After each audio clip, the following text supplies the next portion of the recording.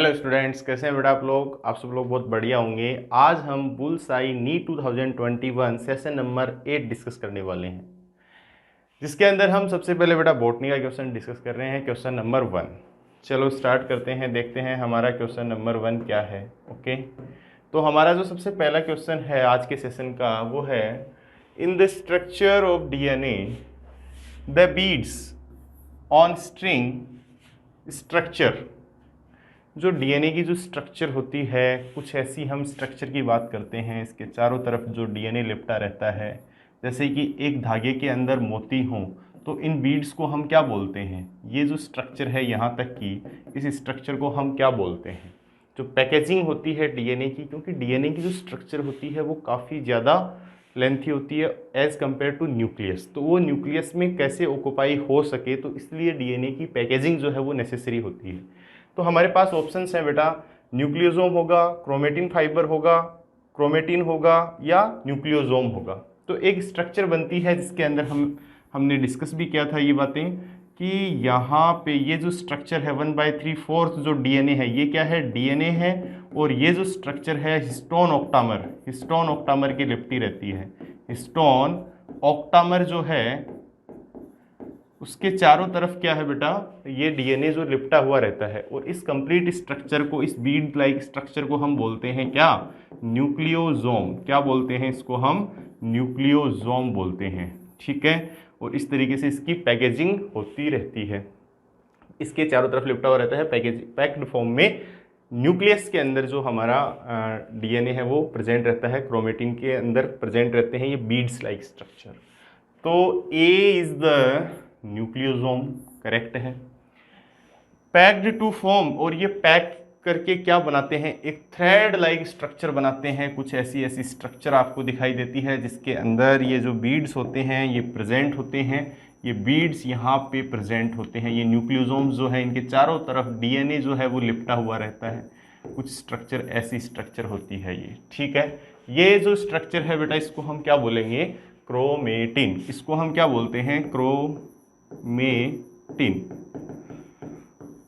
ठीक है, तो second option is the chromatin fibre and condensed. हाँ, यहाँ पे आ गया ये packed to form chromatin and that are further coiled and condensed at cell division. जो सेल डिवीजन की स्टेजेस होती हैं कौन कौन सी होती हैं? PMAT, prophase, metaphase, anaphase and telophase. Prophase के अंदर न्यूक्लियर मेम्ब्रेन डिसअपियर होती है और जो क्रोमोसोम्स हैं उनकी कंडेंसेशन स्टार्ट हो जाती है और वो एक रोड लाइक स्ट्रक्चर फॉर्म करता है। उस रोड लाइक स्ट्रक्चर को हम क्या बोलते हैं बेटा? उस रोड लाइक जो स्ट्रक्चर है, मैं इसको रफ करता हूं, वो जो रोड लाइक स्ट्रक्चर फॉर्म होती है कौन सी स्टेज के अंदर? मेटाफेज के अंदर। ये डीएनए, ये हमारा मेम्ब्रेन है, न्यूक्लियर मेम्ब्रेन डिसअपियर हो चुकी, यहाँ पे दोनों तरफ सेंट्रियोल्स हैं, यहाँ से ये मेटाफेजिक प्लेट है। और इस मेटाफेजिक प्लेट पे हमें कुछ ऐसी स्ट्रक्चर दिखाई देती है जिन्हें हम क्या बोलते हैं बेटा? क्रोमोसोम्स बोलते हैं। इन स्ट्रक्चर्स को हम क्या बोलते हैं? क्रोमोसोम्स बोलते हैं। ये मेटाफेजिक प्लेट है और यहाँ से जो स्पिंडल फाइबर हैं वो काइनेटोकोर के साथ में अटैच्ड रहते हैं। ठीक है, तो ये कौन सी स्टेज है? मेटाफेज स्टेज है। कौन सी स्टेज है? मेटाफेज स्टेज है। तो मेटाफेज स्टेज के अंदर हमें इसकी condensed form, the condensed form of chromatin is called chromosome. Condensed form of chromatin is called chromosome.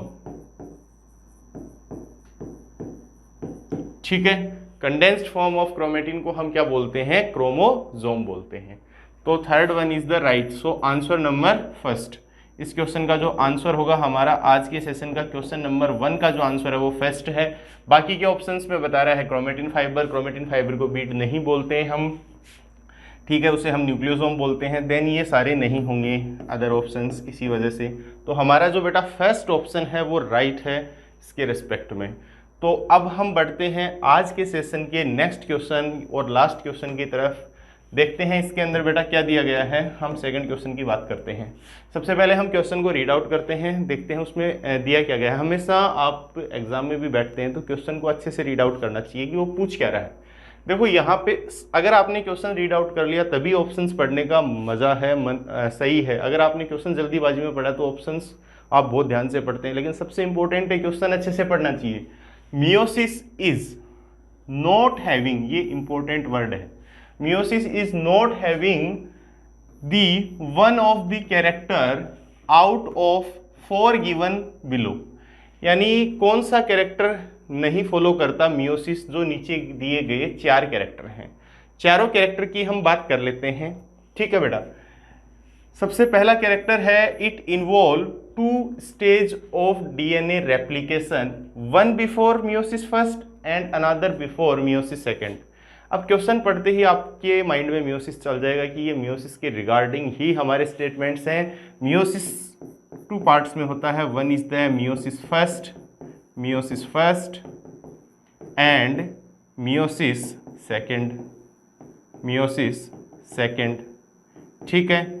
यहाँ पे मियोसिस स्टार्ट होता है तो सबसे पहले आएगा इंटरफेज आता है, और इंटरफेज के अंदर G1S एंड G2, इंटरफेज के अंदर 3 स्टेजेस होती हैं, G1 gap phase first, synthesis phase, और G2 यानी गैप फेज सेकेंड।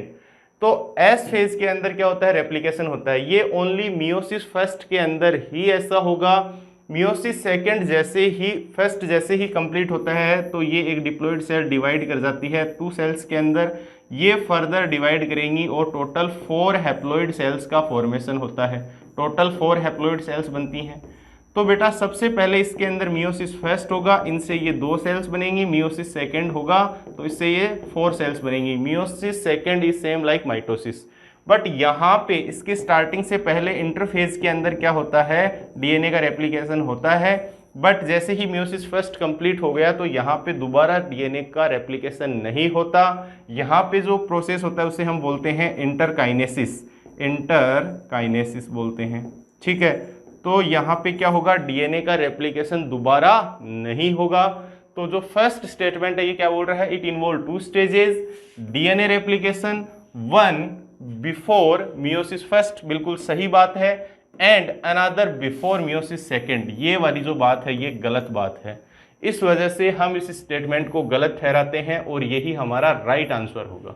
जो स्टेटमेंट गलत है वही क्या होगा, राइट आंसर होगा। अब हम बाकी के ऑप्शंस को भी रीड आउट करते हैं।